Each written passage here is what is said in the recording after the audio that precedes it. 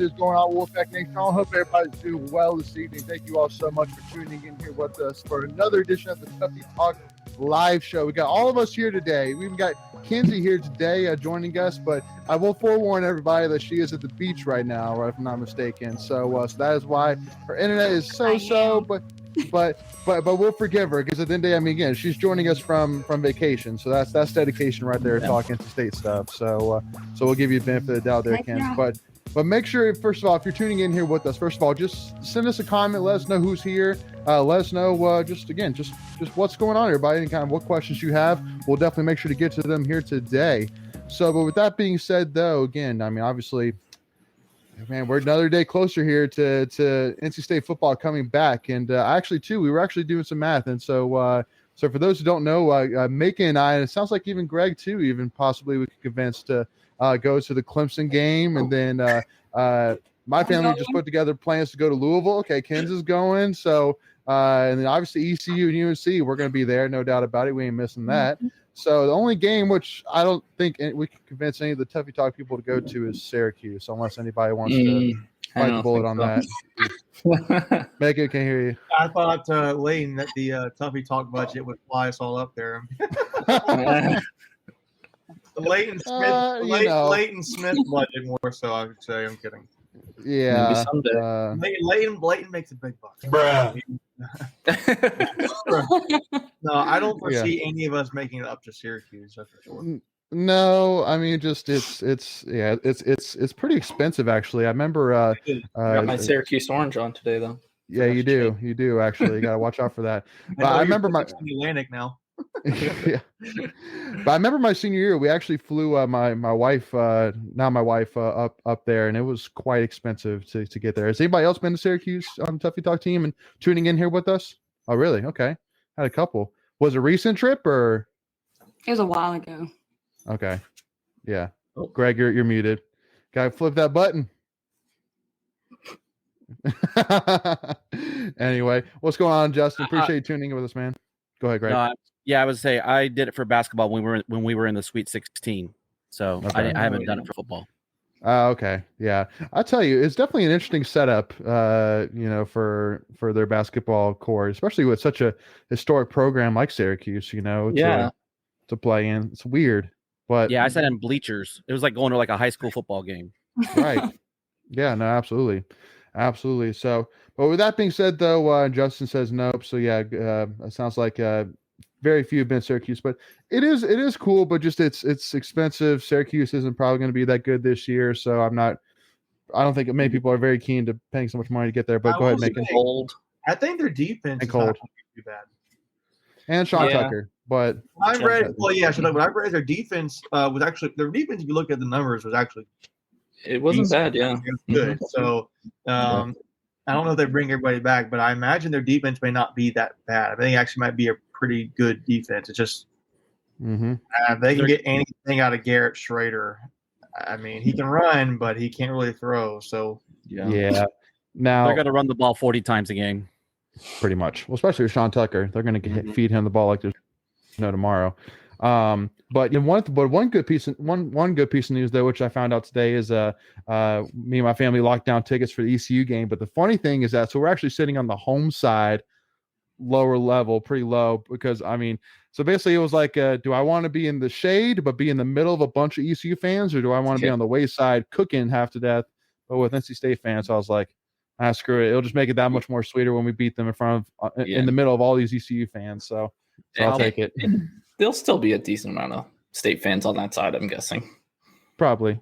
How brutal was the cost?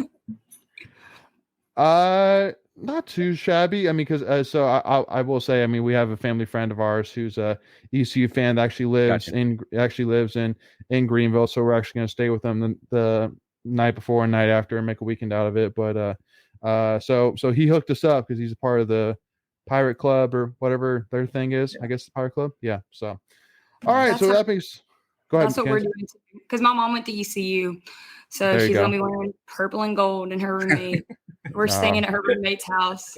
But don't worry, there's like 8 or 4 of us that are going to be ripping or red and white.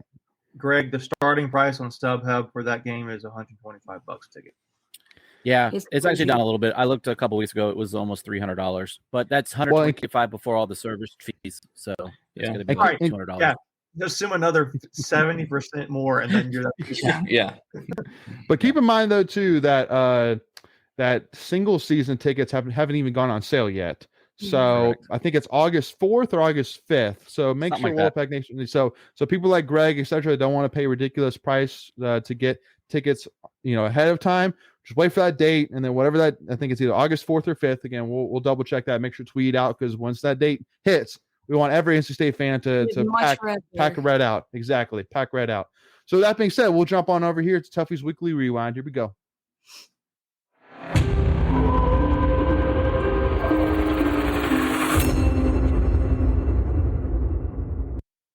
All right, so gotta jump on. Even though it's funny, I made these backgrounds, but obviously now with having 6 screens is kind of doesn't even really matter anymore. But it's okay. It's I'll still get 14 screens. Yeah, right. Yeah, right. We need to add a couple more people to the Tuffy Talk team. No.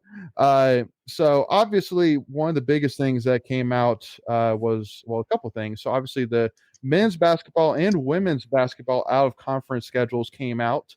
I think that the women's basketball out of conference schedule definitely was much more of an eye opener than the men's side was. But I think that obviously with the men's basketball, that in conference is tough enough, where it's like with out of conference, you're okay if it's not really that difficult, really, especially with where we are right now, where we're just trying to go up a couple steps. We're trying not to get knocked down anymore.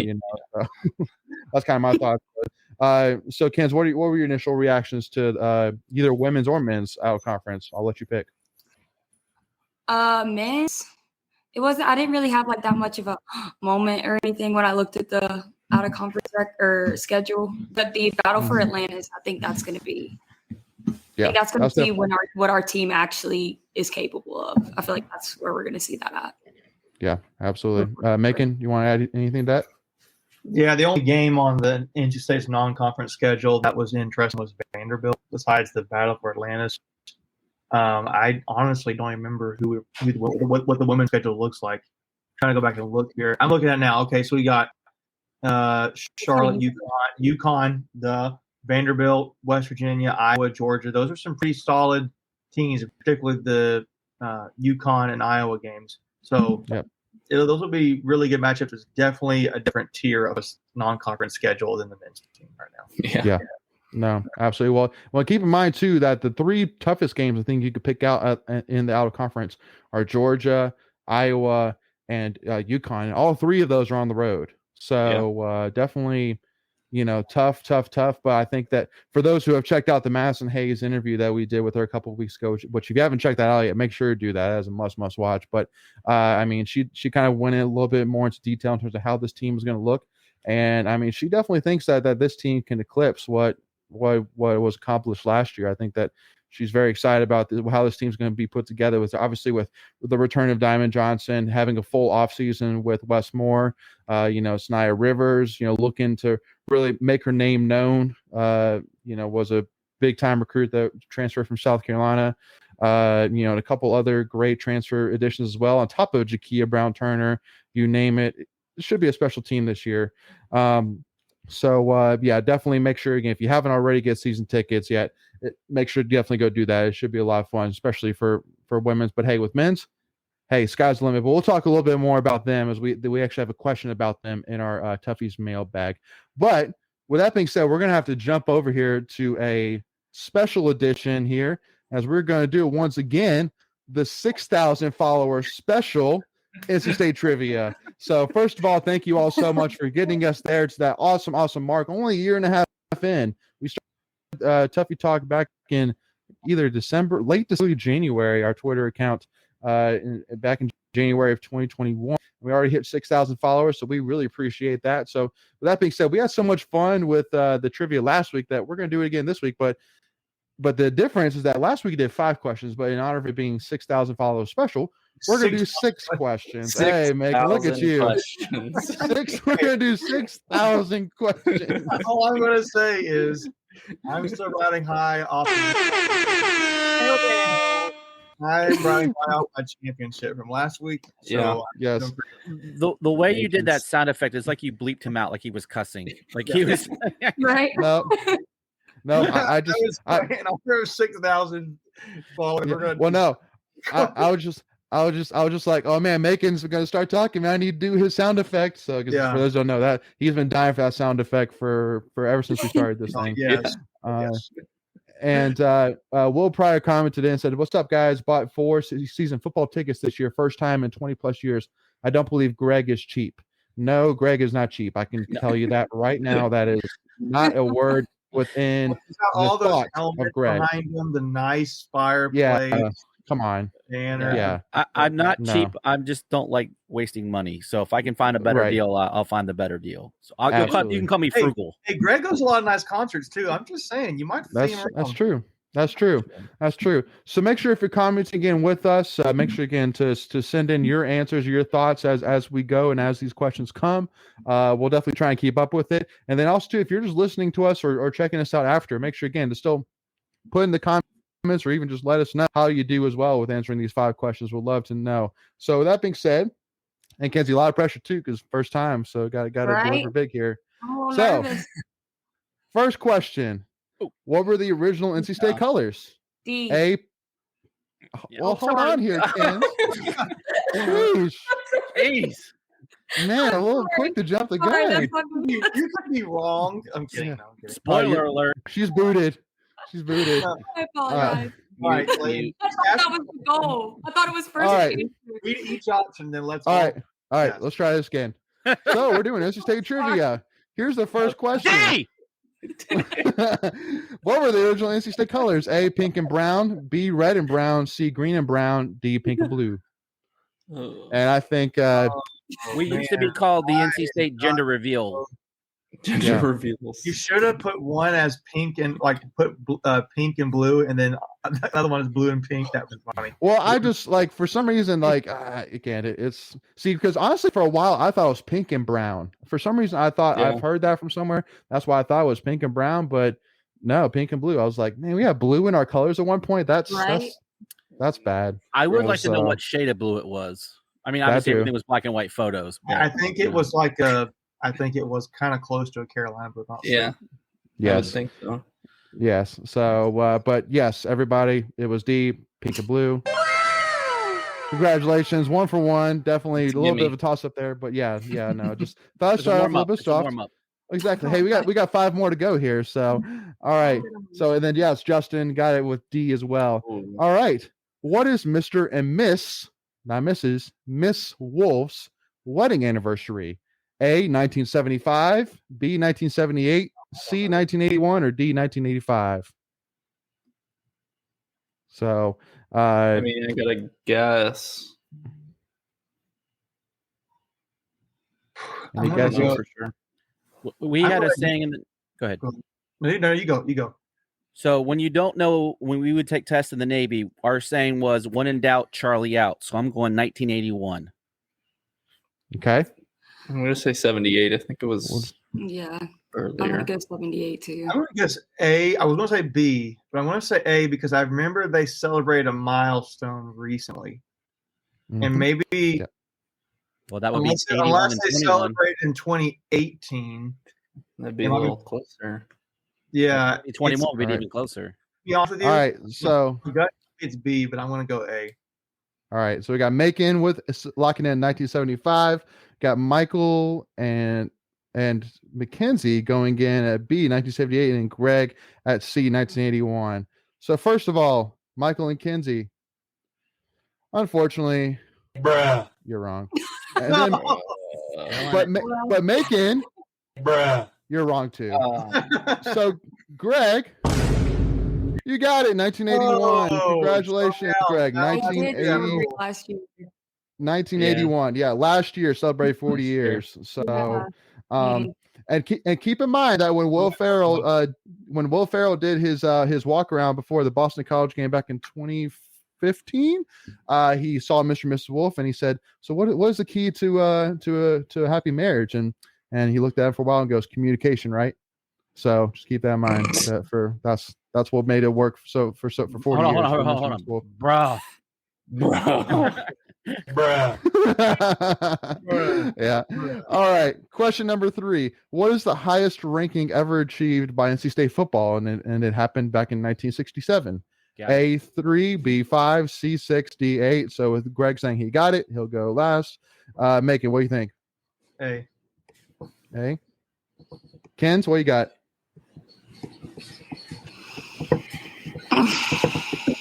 Man, she's thinking about it. All right. She's pulling a Macon. Yeah. I am thinking about it. I'll go.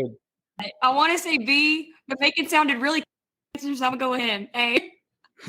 I'll say I was just wrong. That's probably not a good move. What did Michael say? I'll say D. D8. D. Okay, D8. All right. So we got 3. Because Greg, what'd you say? Did you say nothing yet? You didn't ask me, but I'm gonna go. All right, go ahead.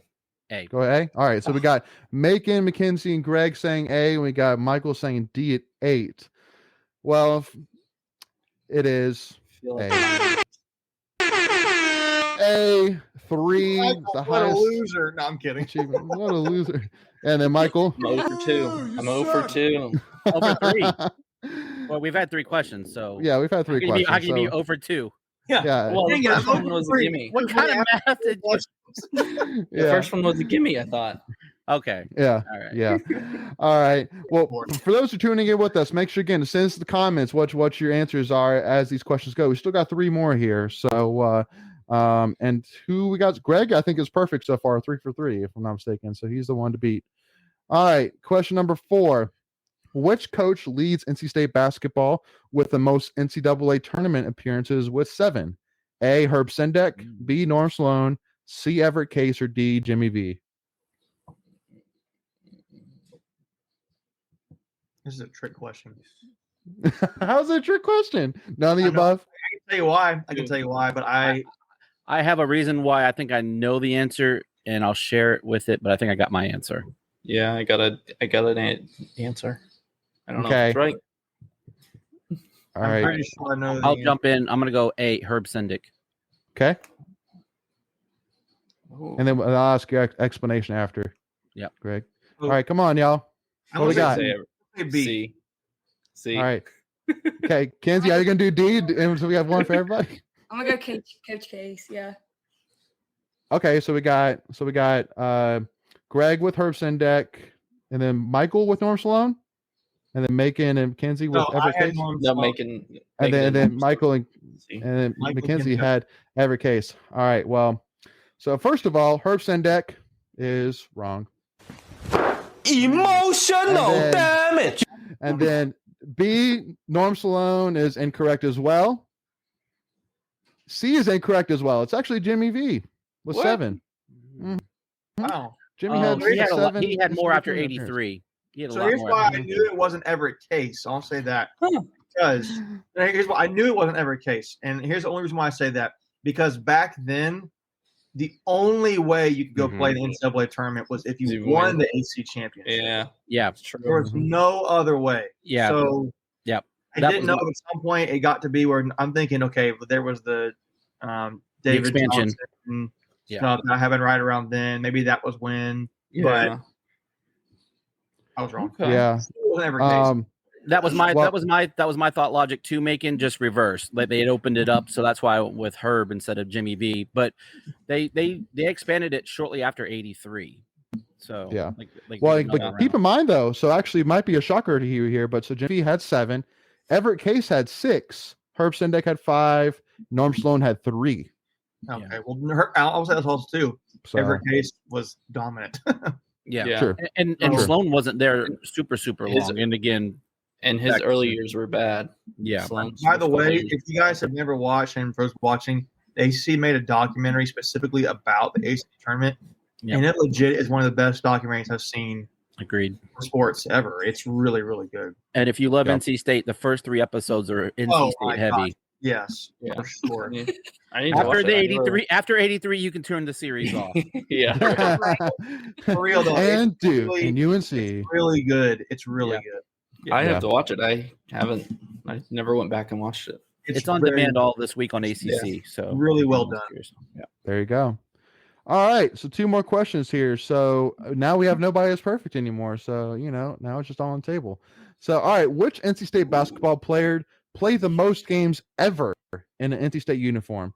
A. Leonard Freeman, B. Scott Wood, C. Ernie Myers, D. Cozell McQueen. Am I going to Charlie out here, Greg?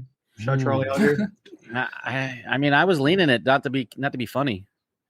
I'm going to Charlie out. I'm feeling pretty good about that. Yeah. Okay. I was By the too. way, Clayton, you have Leonard Freeman's name spelled wrong. I know. I'm sorry. It's A. Leonard Freeman. Leonard. No, I'll go Scott Wood. Okay, and then Kenzie, what are you thinking? I want to be, but I feel like Greg said earlier, one of them. Charlie out. I'm gonna go with Steve.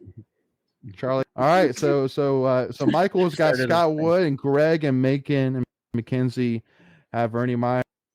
So unfortunately for you, Michael, you're correct. It is Scott Wood by actually only 2 games, 138 to 136. But all four of these guys are actually within 4 or 5 games of each other. So I wonder if he didn't miss a game, didn't miss any games. That's interesting.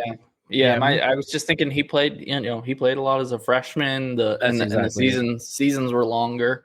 So Yep. Ernie Myers and it's too random, I thought. So I kind of thought he fit in there with that Jimmy V era. He might have played more games. Yeah. No, absolutely. Especially with the injury to Witt and all that, and that's true. Yeah. And by the way, if those things put 2 together, Ernie is married to Annabelle Myers. I'll let everybody put the 2 together like that. But. Yep. Bonus question. Yeah. All right. So, and then last question number 6. Which NC State basketball player never won All-American? A. Tommy Burleson. B. Sam Rosino. C. Chris Corciani, and D. Julius Hodge. I got it. Really? I mean, I think I know it because when we did all the top 5s, I did all the research on those. So I think I'm not 100% sure, but I think I know. Did not win All-American. Well, then Michael, we'll keep you for last then. Yeah. Okay. It's between A or D for me. That's the same here, Macon.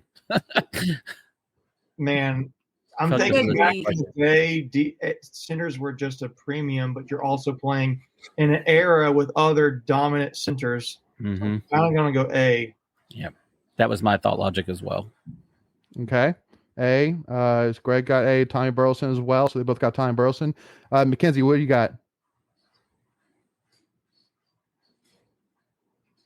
She's frozen. Man, she's thinking more, or she's frozen. D. Julius Hodge. Okay. Michael? I was frozen, sorry. C. Chris Corciani. Okay. Interesting. All right. So it is Chris Corciani. Wow. Chris Corciani, actually, but even though, here, let me tell you one funny thing. In the all-time season assist records, so if you basically the highest amount of assists in a season, if you did the top 6, in the top 6, Chris Corciani has 4 of them.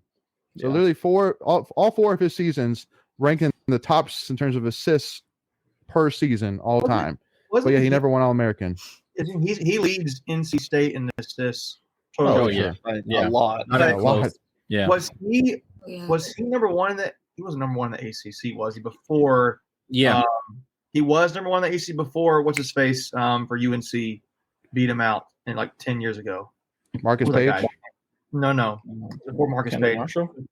Kendall Marshall. Yep. Kendall Marshall. Okay. Kendall Marshall now has the record for most assists in the ACC, but I thought Chris Corciani was actually number 1. I'm sure he did. Yeah. I know Corch had it for the NCAA for a while. Like many years, he held the NCAA record for all-time assists. Yeah. I just couldn't remember if Chris was he had it before Kendall beat him out. That's all I know. Hey, I have a suggestion for this game moving forward. If we're going to do it more often, we should get whiteboards and then write our answers on dry erase.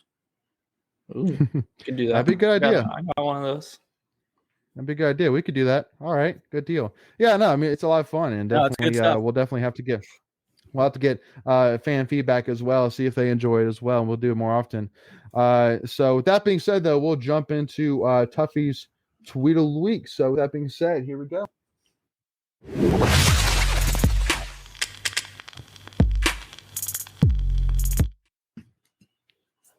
All right. So first, Tuffy's tweet of the week is actually from Wolfpack Stats, which first of all, I do got to give a shout out to Wolfpack Stats. They've been putting out some really great stuff recently. So make sure to go and follow and check them out for sure.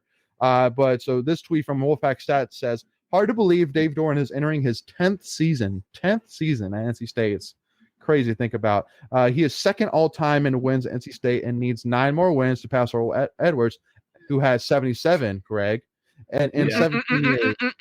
I don't think that's right. Yeah. I don't think it's 9. I think it's. And that's the number I came up with last week because that was one of the questions, and the answer ended up being 13. So we need to research this somehow because you I probably said got 9 it from as well. The same source, wherever that is. Yeah, I don't know where I got it from. But I'm pretty sure it's 77, but I don't think it's 9. I think it's actually 13. You know what? Now I gotta look this up on GoPack. Come on, Vanderbilt Mars quick. I think the number is 77. I think Doeren has 63 or something. That's why I'm thinking 63 or 64. 64. So, I think Holtz was here for like 3 years. You know how dominant that was? 3 years. Yes. And that was last time we were so good. Like just dominance. Mm-hmm. Now, what he was coach for our last ACC championship, right? No, Bo Ryan was. I thought Bo Ryan was. Okay, gotcha. But so finishing out the tweet, so we said Dave has a 58% win percentage, which only Holt, Sheridan, and Rain have surpassed in the last years. And I added in, he commented the win percentages for Holt, which was 71.9, Sheridan, which is 63.7, and Ryan, which is 61.9. So basically, I really wanted to kind of put this out there because I remember there was some tweets going back and forth talking about O'Brien versus Doeren and their, how O'Brien was really good against UNC, winning, 5 in a row, 6 in a row, whatever it was. And, saying that, what you get with O'Brien, but I don't know, folks. I can't really understand a single argument out there to make a argument out there of O'Brien's better, or you would take O'Brien's over Doeren. I mean, like Tom O'Brien just had 2 of the greatest NC State quarterbacks ever, and but other than that, like they were barely 500. Yeah. Yep. I understand the reason why. Well, and also too, I mean, like literally, his last year when he had Glennon for the second year. We got blown out by Virginia at home. Obviously, the famous kick, 0.6 to Gio Bernard. Again, there was just so much left on the table with such a great quarterback. And I mean, because, that's kind of really where my head is at. But, yeah, sorry. But, yeah, no, I mean, that's pretty much what was my thoughts. I mean, I think that Doeren – because one funny thing, too, is that I was looking at the stats, and really we've only had 2 coaches – that have coached 10 years or more, and that's Doeren and Earl Edwards. So there have been only 2 coaches that have coached over 10 years. I think that pretty much every other coach was only coached for years max. So it says a lot to Doeren that, I mean, he has been around for this long, and also too that, again, you're seeing that steady incline. And I mean, because really, I kind of say this, but I still really think about it is that, I mean, O'Brien, you always got the same thing. You had one huge upset. You had one huge downfall, and then you went 7-5, 6-6, 8-4, and you won a bowl game and you beat Carolina. You knew what you were going to get every single year. There was no difference. So I figured it out. Okay, Greg, what is it finally? All right. So if you go to Wikipedia, which we all know is a great source, if you go under list of NC State Wolfpack head football coaches, they have Doeren with 69 wins right there. Yeah. Now, if you go to the NC State page and you pull up Dave Doeren, his main profile page, that's where he has 63. 63. Okay. Yeah. So yeah, or 64. Excuse me. More correct. 64. Yeah. See, so I had it right, but yeah, no, that's where Wolfpack Stats got it from. Yep. So. But now you see my logic. So I'm sort of vindicted. 13 wins or 9 wins. So he needs 13 64. wins to tie. Yeah. He needs 13 wins to tie Earl Edwards and 14 wins to pass him. Yeah. Which he'll easily do within 2 years. But I mean, hey, if he could do it this year and go 14. If he goes undefeated and when we go 15-0. Yeah. Yep. Yeah. Let's go with that. Let's go with that. we've been talking for years about how we'd be patient. We're trying to be patient, right? It took time to get where we want it to be. And it was really hard for fans to do that because you're like, I have so many people. I was always the glass half full kind of. I mean, I know Leighton is too, but I have friends I was around that were like, "Dude, Doran just sucks, man. Like, this is get rid of him." I'm like, I really don't think so. I think we really need to stick with this guy, and it is paying off, especially if he has a season we think he can have. I mean, I would say NC State is a program that a lot of other schools who are trying to, get their fans to buy into the patience thing. It's like, look, you could be especially if we had the win the season we're hoping to have. Look at what NC State did. They were Doran it, progressively got better and better and better. He had the one down year, but it's peaking. It continues to get better for them. So it's just a testament to I think the fan base patience with him. Doran's work ethic, his ability to grow too. You saw him, he just stuck with Huxtable. And you thought he was never going to get rid of Huxtable. And then realized, okay, you saw him grow because he realized he cut people he had to grow the program. It's job security. So true. Yeah. True. And it's funny to look back that, if he doesn't beat Carolina, what is that, 17? Is it Lee and Myers and those guys? 17. I think it's 17. Yeah, 17. Right? 17, my senior year, my last game. If he doesn't win that game, he's gone. Probably. Well, a couple other games. If he didn't beat Notre Dame in the Hurricane game, he was probably gone. Really? In Hurricane? Well, no, that season. You're talking about that season, right? Not that game particularly. Well, again, I mean, obviously going into it, it was pretty known that his back was against the wall. Now, obviously, nobody knew, at that point heading up into the week, that they was going to have to play in a hurricane. But I do know that because again, the problem that everybody saw was that the next week we were playing Clemson. So basically everybody's saying, well, if we can't get by Notre Dame, we dang sure ain't going to get by Clemson. And then from there, it's like, well, we're going to fall downhill after that. So that was kind of the thought process. But yeah, I mean, I know his back was against the wall. But yeah, I mean, Pharaoh McKeever. Farrah McKeever, Mr. Farrah McKeever, clutch. Yeah, and I still remember to this day. I remember the Maryland game in 2013, standing on the home sideline, my first year as equipment manager, and it was so Maryland game, last game of the year, and there was a fan, which I won't describe or say where he was or whatever it may be, Greg, yelling at O'Brien a couple rows up and saying, "Bring back O'Brien! Bring back!" That definitely wasn't me. Come on. Oh, I mean, screaming at the top of his lungs, right to Doran. Okay, so correction. It was the 2016 season when they beat Notre Dame and they beat Carolina, and they finished 7-6. So I was off 1 year. 17 was the good year, 9-4. Okay, so I knew the 16 year was the same. I realized that the Carolina game you're referencing was the same year. I didn't realize.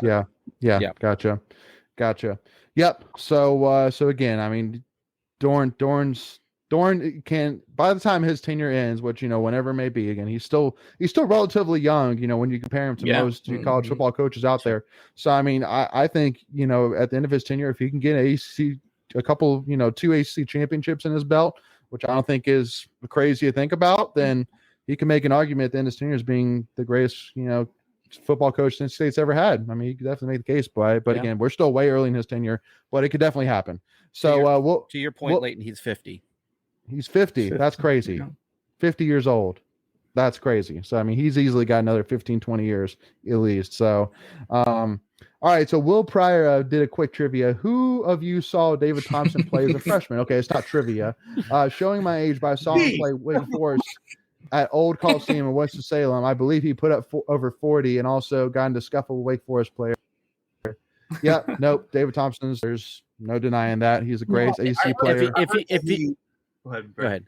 No, I was gonna say if he was a hockey player, he would have called that the Gordie Howe hat trick there. But Well, exactly. Didn't he? Because I don't know if he was on a dunk. Didn't he on his very last basket as a state player ever dunk the ball?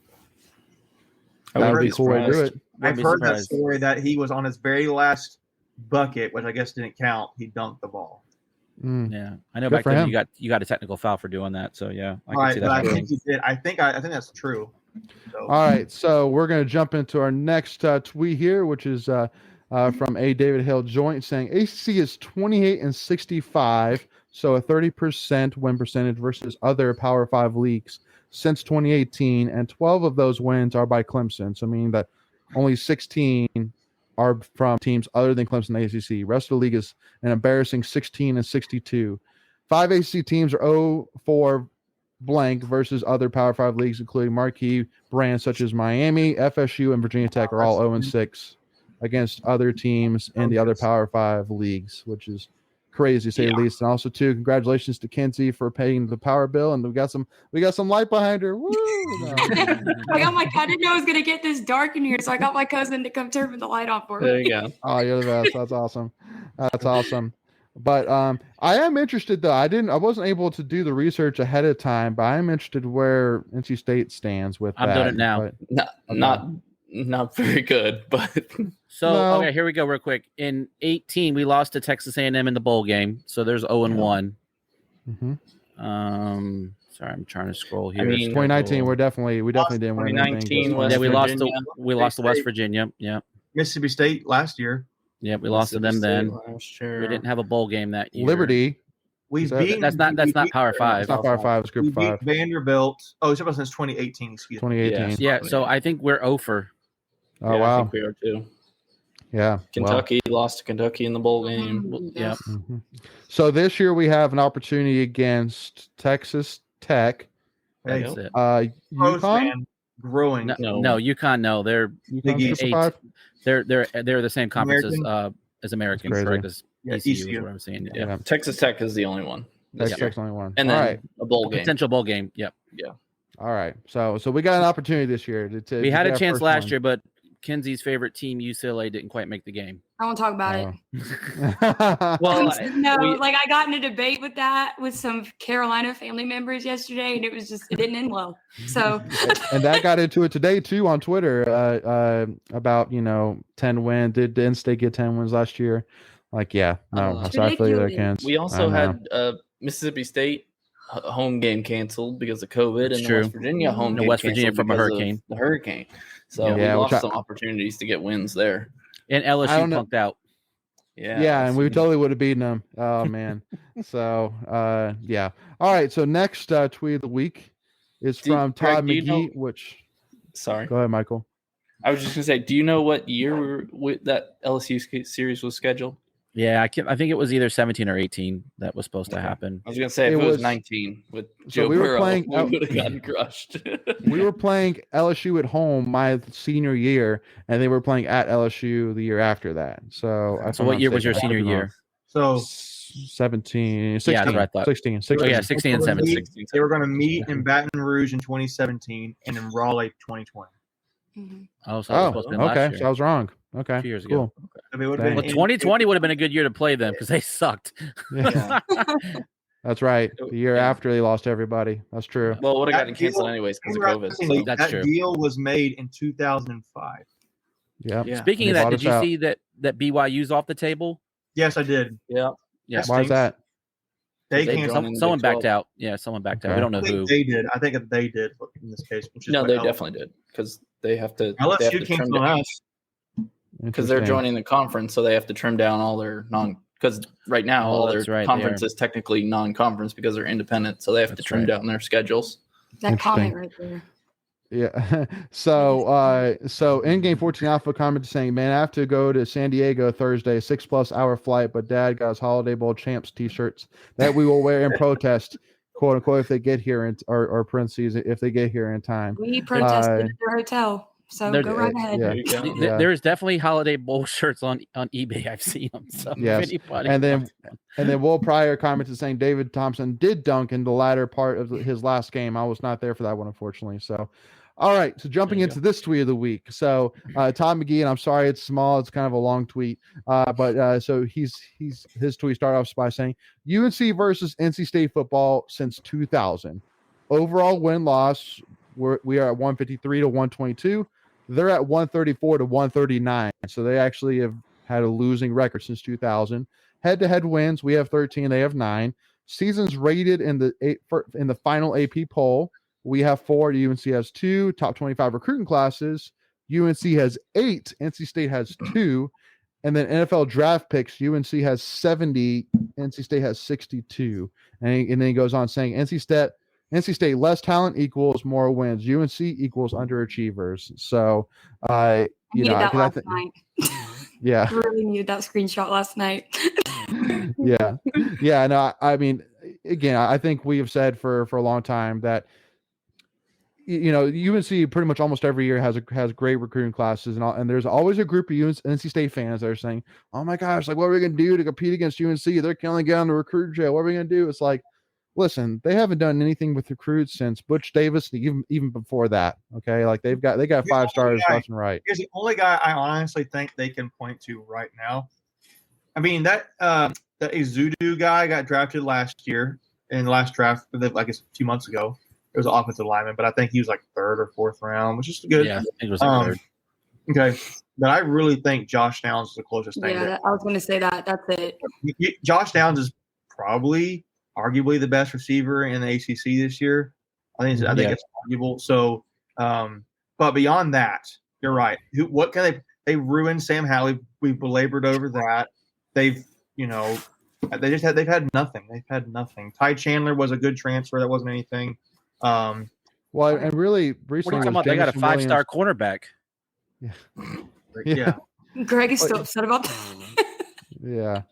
Yeah, I know. But I mean, probably back in 2020 when they had Jameson Williams, Michael Carter, like that, De'Ami Brown. That was probably their biggest kind of hang of the hats. But we've definitely, I feel like, have had more 1st-round picks since then, because we've had 3 or 4 just in the last 5 years. So point out too, those wins, State has the percentage is not that much different. State's is like right there, like 55, 56 win percentage in 2000, which is not very good. But Carolina's is like 49 and something. So, okay. But it's interesting that we have a winning record and they don't. So, I mean, you're right. But I was going to point out this too in a pro NC State way. State has more higher wins, but State has better wins, in my opinion. Like if you think about it, when was the last time Carolina beat Clemson, Notre Dame, or anybody that was like a really good team? I genuinely, they lost Texas A&M in their bowl game. They didn't beat Pitt last year. Wake Forest? Wake Forest maybe is the closest thing. And that's debatable how good really is Wake Forest. I don't know of any really good teams they've beaten. I mean, they lost to Virginia Tech early last year. A bad Virginia Tech team that got their coach fired. Right. Yeah. And a lot of those wins they've been playing since 2000 have been Duke. That's like a gimme win almost every year. Duke, Virginia, Georgia Tech.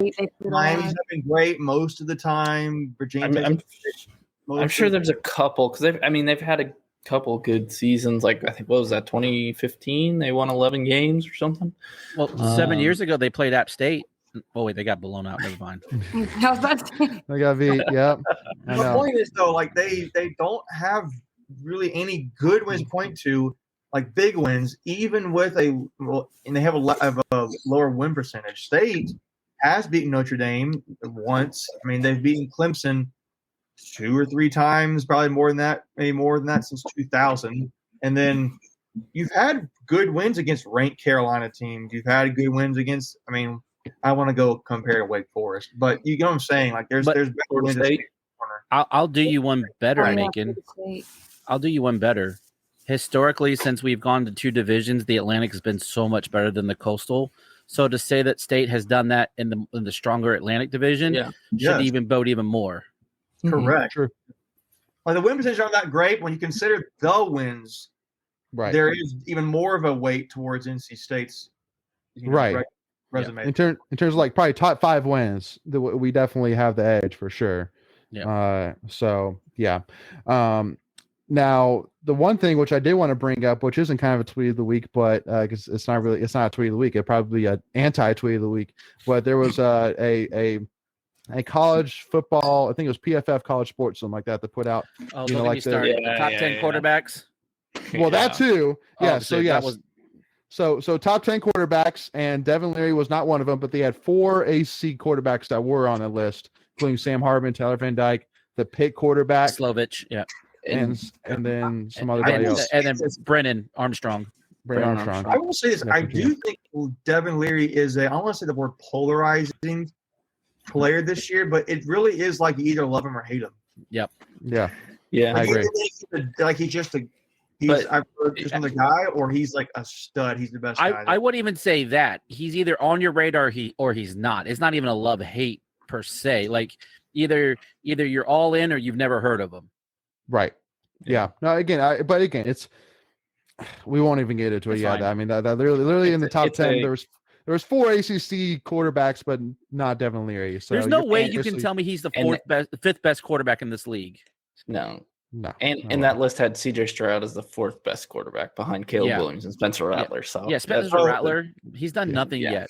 Like, I'm going to stand corrected. I'm going to stand myself corrected. Carolina in 2020 had a few nice wins. They had a win against number 9 Miami. I forgot Miami was number 9 at one point that year. They peaked early. Right. They lost. That was the game before they lost Texas A&M. So they beat Miami. They beat us, but they were ranked higher than us. We were ranked 23rd. And they beat Virginia Tech. Carolina's ranked 8th. Virginia Tech was ranked 19th. So was that the year they went to the ACC championship, Megan? I don't see that. No.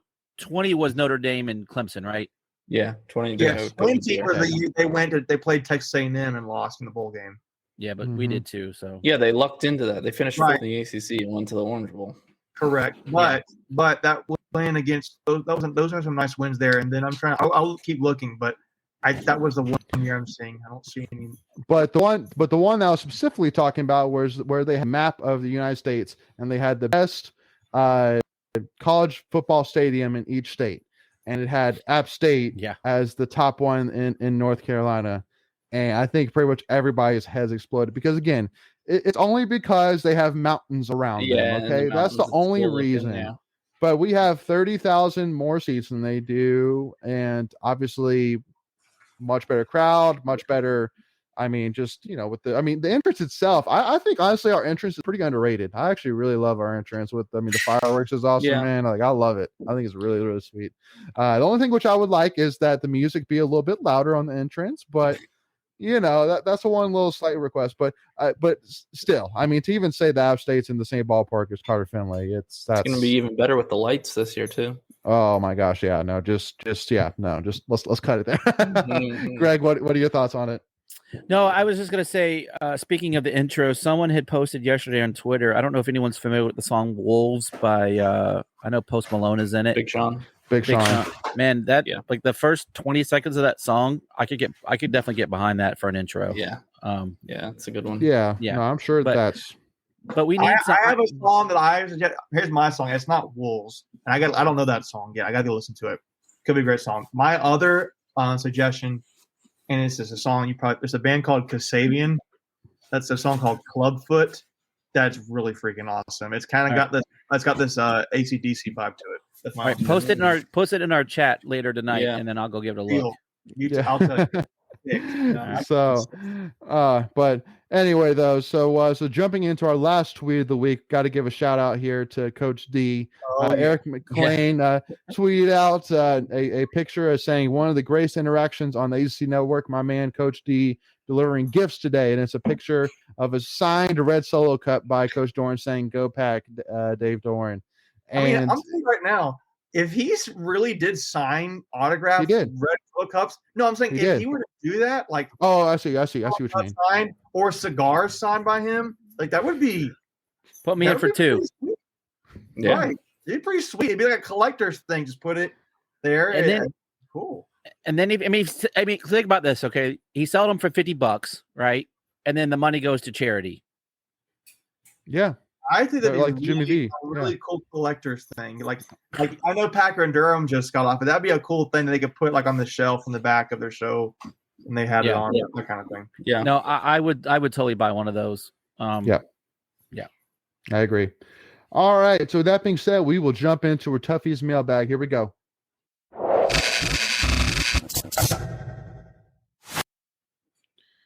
All right. So yes, no, that is not mailbag. I had to switch it over here. All right. So first question, which we want to go ahead and jump to, and again, this will probably go a little bit over, but that's okay. We're having fun here. So actually, it's from Wolfpack Stats. I actually asked him or her. Again, I don't even know. I even literally asked them if I could know what their name is, and they said no. So they want the incognito. So use your proper pronouns. Yeah. So, anonymous. Oh my God. Anonymous. They like staying anonymous. Yeah. Grow up. So Wolfpack Stats tweeted out saying, speaking of bad non-conference schedules, if State has the same year that Wake had last year, going 25-10 overall, 13-7 ACC, but missed the NCAA tournament, is that enough to save Keats' job? And the interesting thing, which I'll go ahead and point out for those who are listening here, is that it actually ended in a tie, 50-50. There was 84 votes, and it ended 50-50, 42 saying yes, 42 no. So I think that's fascinating. So I actually tweeted at them, and I was like, can we talk about this? Because that is actually really fascinating, and it's actually a really good question, because there's a lot to divulge there. Obviously, great records, but missing the NCAA tournament for another year. I mean, could Keats really do that?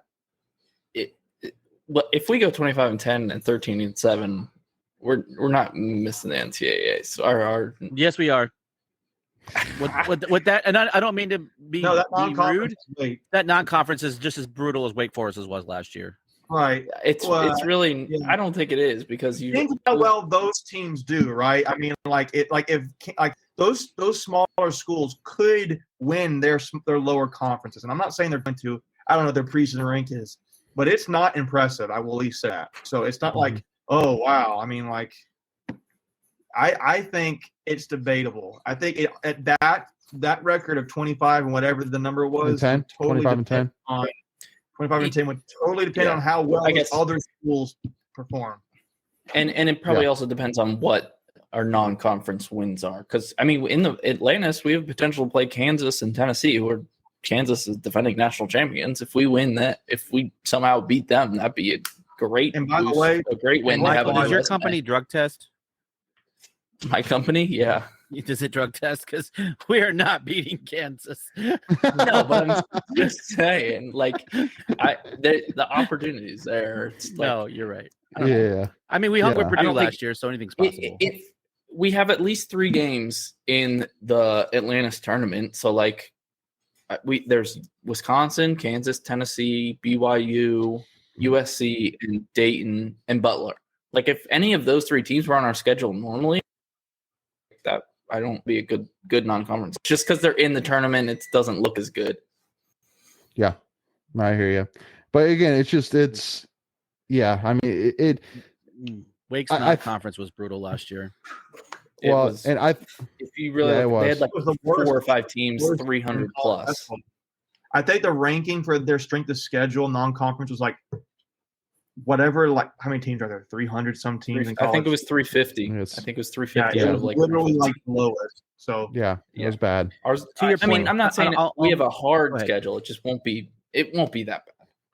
So I will give you this point, Michael, and this is the only thing I'll say if we somehow get, say, Butler, Tennessee, and Kansas, that is 50 times full better than what Wake Forest is out of conference schedule is. So you can throw in the other cream puffs plus those 3, and you're right. If we go 1-2 or 2-1 somehow, I think with that record, you make the tournament. What happens? Yeah. My thing is, what happens if you don't win those games?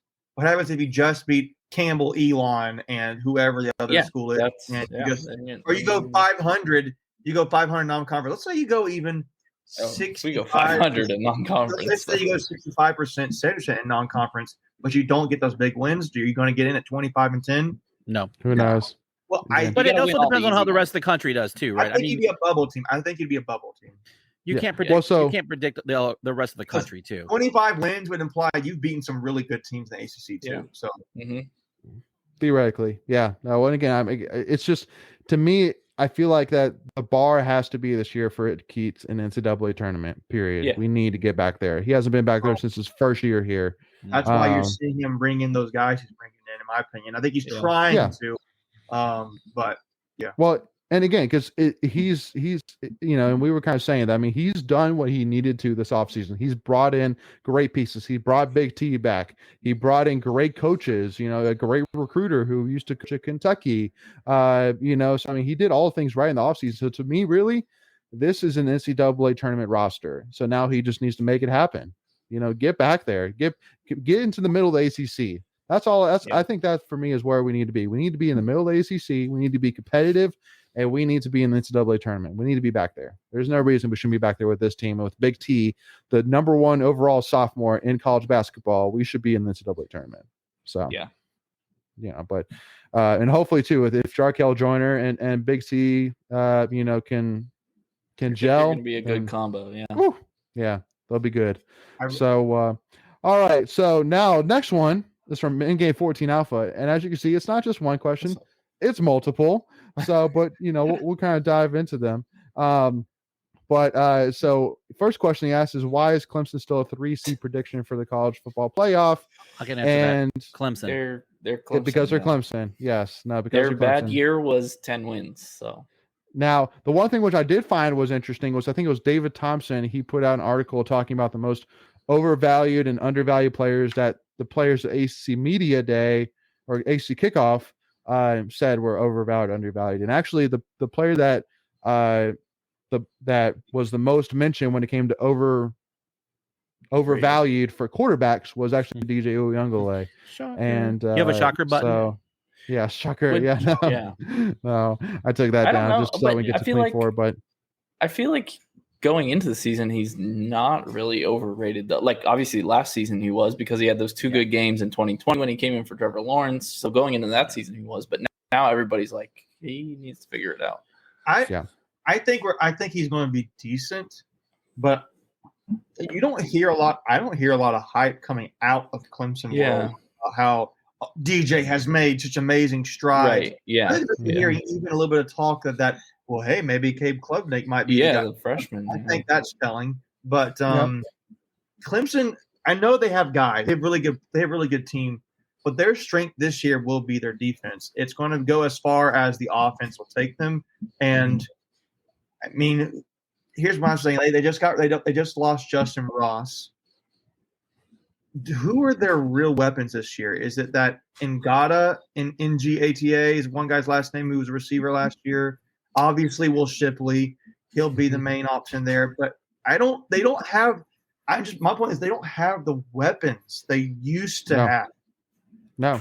Well, because again, the guy that was a really touted wide receiver that they brought in, huge, true fresh wide receiver they had, tore his ACL during the offseason, so he's out for the season. Sure. So I mean, I'm not saying. And granted, do I think like State's receivers are like just so much better and different than Clemson's? No, I'm not saying that at all. I'm just saying, is Clemson the same Clemson they were 3 years ago? No. And for me, NC State and the wide receivers, you mentioned it. I think for me, it's just continuity, right? You've got continuity at the quarterback. You've got continuity at the wide receiver. Yeah. You've got, experience. I do know that they were talking with DJ at the ACC Media Days, and he's lost like 25 or 30 pounds. So apparently he's a little quicker and faster, so he can make, better mobility decisions. But they don't scare me offensively, other than Will Shipley. I mean, they're really hoping that DJ is a little bit more than a game manager. Gets the occasional critical third down, doesn't turn over the ball, makes good decisions. And if it doesn't work, you pen them deep, and let your defense get after it. That's how they're going to win their games. I think the Clemson NC State game should just be the first team to 10 wins, and and that's it. Like I thought, that's really how it's going to be. It's going to be ridiculous. Well, if you think about it too, that's basically how the game went last year. Right? We had 2 overtimes, and they scored 2 touchdowns in each of those overtimes. But minus that, it was a 14 game. So and the end of the first half was 7-7, if I'm not mistaken. I think so. Yep. So yeah, we'll see. Jumping into the next one. So why does ECU predict we won't score more than 14? I don't know where that's coming from. I mean, I mean, and of course, 14 in the first quarter. Because, well, I'll tell you why, and it's the same reason that the UNC fans say the same thing, because we lost our left tackle, our top wide receiver, and our top 2 running backs. Mm-hmm. Okay, and I mark my words, we get a touchdown from the defense in that game. Ooh, I like it. Yeah, I like that, Greg. That'd be huge. because I remember last year we went to the South Carolina ECU game, and honestly, the game changer was when South Carolina got their pick 6. That was really the game changer for them, and what basically brought South Carolina to win that game. But I honestly think if they didn't do that, they probably wouldn't have won that game. So, Macon, were you going to add something? Interested. I will say this: I'm very interested to see for the ECU game, Holton Ahlers, if he can step up, and how I think it's going to be a very fun QB battle in that game. I really do think it's going to be a very fun one to watch. I'm not saying Holton Ahlers is the greatest quarterback East ever had or anything like that, but I mean, he didn't put up no bad stats last season. He had some really good numbers. So he can make some plays, yeah. I'm not saying he's Devin Leary either, but I mean, it ain't nothing to bat your eye at necessarily. He was a good quarterback.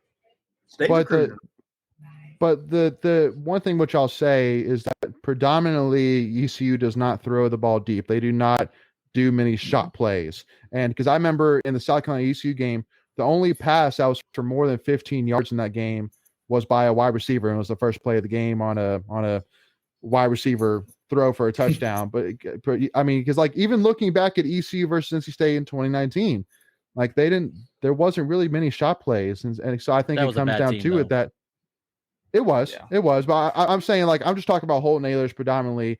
From what I've seen, is that just he doesn't have the accuracy on the deep ball, maybe. But again, that's something that could definitely change this offseason. That's something they could focus on. Again, I'm not saying that Holton Ahlers not going to be good. He is good, but just he's more of an athlete, in my opinion, than a thrower. So they did run the ball slightly more than they threw the ball late. I'm looking here at the stats real quick at ECU. ECU last season ran the ball 52.75% of the time and threw the ball, 47.25. So they ranked around the mid 60s for both in the country for their ability to pass. So I thought with Mike Houston, I remember seeing them play a game at James Madison. I thought he threw the ball a lot that game, but maybe here at ECU, he just isn't. That's not his philosophy. Remember, he had a good quarterback at JMU too. Remember, so like he that's what I'm getting at. He's a good quarterback. Yeah, but was it Narduzzi? Not Narduzzi. What was that kid's name? It's not Narduzzi, but it sounded like it. He ended up playing for the Cowboys for a minute. I don't remember. That was what? Yeah. It was from Pitt. He was the Pitt transfer. Oh, yeah, I know what you're talking about. But anyway, yeah. Narducci. Yeah, what is the guy's name? Anyway. Yeah. Ben Narducci, right? Ben Narducci. Something like that. Dinucci. Yeah. Because it sounded like the Pitt coach. So yeah. Anyway. Yeah. Well, and because my point too, really, with Holden and ECU for the most part, is that if you're going to beat our defense this year, because our defense, run defense wise, was stout last year, and it's going to be as stout, if not more stout here. So, because with ECU, one of the biggest things I know is that obviously Holden Ahlers runs the ball a lot. He runs it well, and then pretty much the other big piece that they have offense wise is they have these 2 running backs that they are very excited about. Well, again, I mean, you're not going to run on us this year. You're going to have to throw on us. And I wouldn't even throw on us this year. Secondary's good, man. How would you attack State's defense? Because here's how I would do it. I'm going to say mine. I don't think there's a clear spot except edge, potentially, defensive end, that State's got to maybe identify something defensively. What I think I would do is I would try to make State play when they're being over aggressive. Like when Tanner Engel wants to come and blitz the crap out of you, make him pay that receiver pay who's playing over the top like that where he was. That's what I would do. Where State being to make them pay for it. Another thing that we tend to do is we like to play a lot of off coverage, and so you hit those bubble screens, and then if you make one tackle or miss, it's bad. Yep. It's bad. I was true. About to say the same thing. I mean, we don't have, that dominant pass rusher. The and on the edge. So screens, maybe a running back screen out of the backfield. I think you'll see a lot like Bacon was saying when we're over aggressive. That 10 to 20 yard range, I think you'll see a lot of throws right there. Yeah, but see, because here's my thing, and I think I can say this about because weaknesses wise, if you're talking about weakness on the defense, it would be defensive line. If you're talking weakness on the offensive side, you're talking running back. But I think that there's guys in those positions, such as Josh Harris. I think he has a potential of really breaking out this year. Savion Jackson, that guy needs to break out. And then on the running back side, if Jordan Houston, if those guys can be what we expect them to be, it's not like we're saying that they have to like just absolutely just like throw off all these shells and become a new me. Just do what we expect them to do. Then, man, I mean, watch out. That's all I'm saying. Watch out. So, but for me, honestly, I think that ECU's only break is going to be, knock on wood, if either Peyton or Drake Thomas get injured, which again, knock on wood. Shut your mouth. You shut your mouth. I know. I'm knocking on wood. I promise you. I'm knocking on wood like crazy over here. But other than that, because like you're saying, the edge, Peyton Wilson and Drake Thomas on either side. You don't want to go to either of their edges. You don't want to go to their edges. Mm-mm. So, all right. So finishing it up here, we'll kind of pick. So where have the UNC Blabbermouths gone this offseason? Not complaining though. Oh no, they're still there. Don't worry. Dig deep. Dig deep. You can find They're them. still there. Don't you worry. They're still talking all that, Jack, and that's okay. It is what it is. But how many ECU fans versus NC State fans will attend ECU NC State games? So kind of what percentage guess would you guys say? 75. I would say about 20%. Yeah, somewhere around there. What Quarter do of they the hold? stadium is red, a quarter of the stadium is red, mixed throughout, maybe a fifth somewhere in there. Yeah, I agree. What do they hold? About 50? It's close. Is it as big as Carter Friendly, or it's very close? No, Well, it doesn't sell out no, pretty much ever. No. But no. I was gonna say like 60-40, but maybe that's too optimistic. Capacity for Dowdy Bigland is 51. 51. I knew it was or low 50s. okay. So 51. I say 17 to 21,000, somewhere around there. Okay. All right. Yeah. I mean, I'm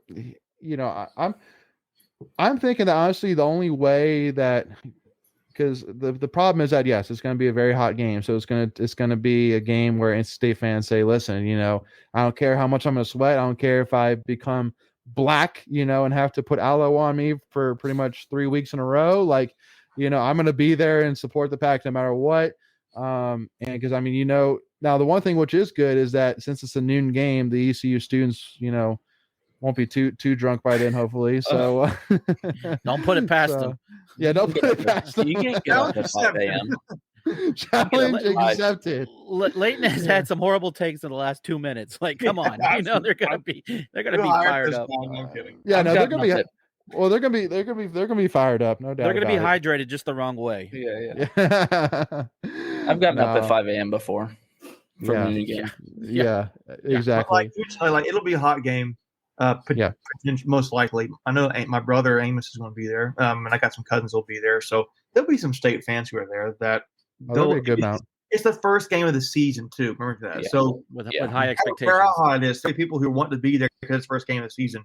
Normally for me, my usual thing is I usually get mini packs. To this year, I got season tickets, but when it's mini packs, I'm like, okay, I'm 100% going to the first game, and then I'll go to like the big game here and there. So it'll be full. It'll be a really good atmosphere. Just gotta pulverize them, in my opinion.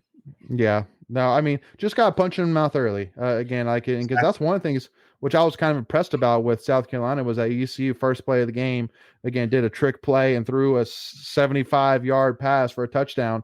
But yet South Carolina came back and ended up winning that game, which again, I mean, because that was a huge punch in the mouth, South Carolina early. So again, we just got to do that to them.